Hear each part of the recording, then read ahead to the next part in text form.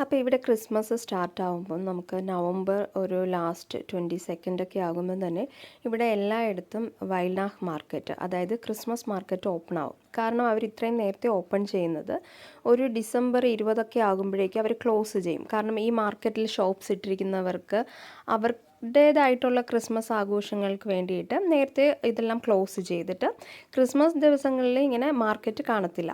അപ്പം ഇവിടെ മാർക്കറ്റ് ഉണ്ടായിരുന്നു. ഞങ്ങളങ്ങനെ ഈവനിങ്ങിൽ മാർക്കറ്റിലോട്ട് പോയി. ഈ മാർക്കറ്റിലുള്ളതെന്ന് വെച്ച് കഴിഞ്ഞാൽ ഒരുപാട് ഷോപ്സ്, നമുക്ക് ഡിഫറെൻറ്റ് ടൈപ്സ് ഓഫ് സാധനങ്ങൾ, സ്വീറ്റ്സ്, അല്ലെങ്കിൽ അങ്ങനെ ഒരുപാട് ഡ്രസ്സിൻ്റെ ഷോപ്സ്, തണുപ്പിനിടുന്ന പുള്ളോവർ, അങ്ങനെയൊക്കെ ഒരുപാട് ഷോപ്പുകളുണ്ടായിരുന്നു. അതുപോലെ തന്നെ കുട്ടികൾക്ക് കളിക്കാനുള്ള ഒരുപാട് ഐറ്റംസ് ഉണ്ടായിരുന്നു. പക്ഷേ കളിക്കാനുള്ളത് ഐറ്റംസ് ഒരുപാടെന്ന് പറയാൻ പറ്റില്ല, ഒരു 2-3 ഉണ്ടായിരുന്നുള്ളൂ. കൂടുതലും അവർ ഷോപ്പിനാണ് ഫോക്കസ് ചെയ്തിരിക്കുന്നത്. കാരണം ഈ സമയത്ത് നമുക്ക് ക്രിസ്മസ് ആഘോഷത്തിനൊക്കെ ആയിട്ട് ഇവർ ഗവൺമെൻറ് എക്സ്ട്രാ ക്യാഷ് കൊടുക്കാറുണ്ട്. അപ്പം അതുകൊണ്ട് ആൾക്കാർ അവർക്ക് ഭയങ്കര ഒരു എൻജോയ്മെൻറ്റ് ഉള്ള ആൾക്കാരാണ് ഇവിടെ നമ്മളുടെ ജർമ്മനിയിലുള്ളത്.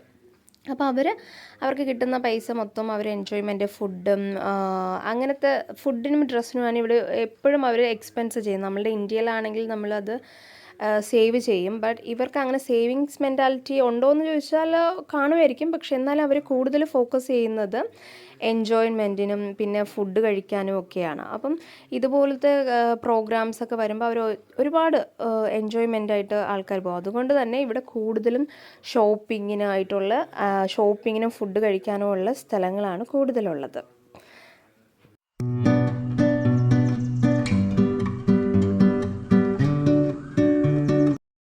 ഇതൊരു കാൻഡിൽ ഷോപ്പാണ്. ഇതെനിക്ക് ഭയങ്കരമായിട്ട് ഇഷ്ടപ്പെട്ടു. കാരണം ഡിഫറെൻറ്റ് ടൈപ്സിൽ പലതരം മോഡലുകളിൽ അവർ കാൻഡിൽ ഉണ്ടാക്കി വെച്ചിട്ടുണ്ട്. ഇത് പിന്നെ കുട്ടികൾക്ക് കളിക്കാനുള്ളൊരു വേറൊരു പ്ലേസ് ആയിരുന്നു. അത് ചെറിയ കുട്ടികൾക്ക് കയറി കളിക്കാൻ പറ്റുന്നതായിരുന്നു.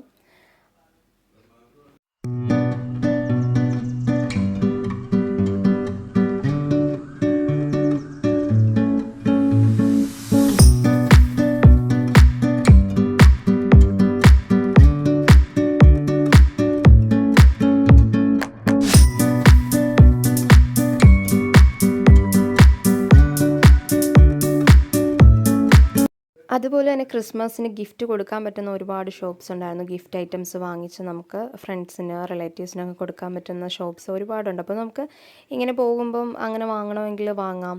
പിന്നെ ഇവിടെ ഗ്ലൂഹ് വൈൻ എന്ന് പറഞ്ഞിട്ട് വൈനുണ്ട്. അതായത് ക്രിസ്മസിന് അവർ സ്പെഷ്യലായിട്ട് കുടിക്കുന്നതെന്നാണ് എൻ്റെ ഒരു അറിവ്. അതെന്ന് വെച്ച് കഴിഞ്ഞാൽ വൈന് നല്ല ചൂടായിരിക്കും, ചൂടോടെയാണ് കുടിക്കുന്നത്. ഇവിടെ തണുപ്പ് രാജ്യമല്ലേ, അപ്പോൾ അതുകൊണ്ടായിരിക്കണം അവർ ഈ ക്രിസ്മസിന് ഈ ഗ്ലൂഹ് വൈൻ എന്ന് പറയുന്നത് നല്ല ചൂടോടെ കുടിക്കുന്നത്. പക്ഷേ കുടിച്ചിട്ടുള്ളവർ പറയുന്നത്, ഞാനത് ടേസ്റ്റ് ചെയ്തിട്ടില്ല, ബട്ട് കുടിച്ചിട്ടുള്ളവർ പറയുന്നത് അത്ര വലിയ ടേസ്റ്റ് ഉള്ളതല്ല എന്നാണ് പറയുന്നത്. പക്ഷേ ചൂടോടെയാണ് കിട്ടുന്നത്. അത് വാങ്ങുമ്പോൾ അവർ നമുക്കൊരു കപ്പ് തരുമ്പോൾ കപ്പിനും എക്സ്ട്രാ 4 യൂറോ കൊടുക്കണം. അതൊരു ഡെപ്പോസിറ്റ് ആയിട്ടാണ്. കുടിച്ചു കഴിഞ്ഞ് നമ്മൾ ആ ഗ്ലാസ് കൊണ്ട് കൊടുക്കുമ്പോഴേക്കും നമുക്ക് ആ 4 യൂറോ തിരിച്ചു കിട്ടും.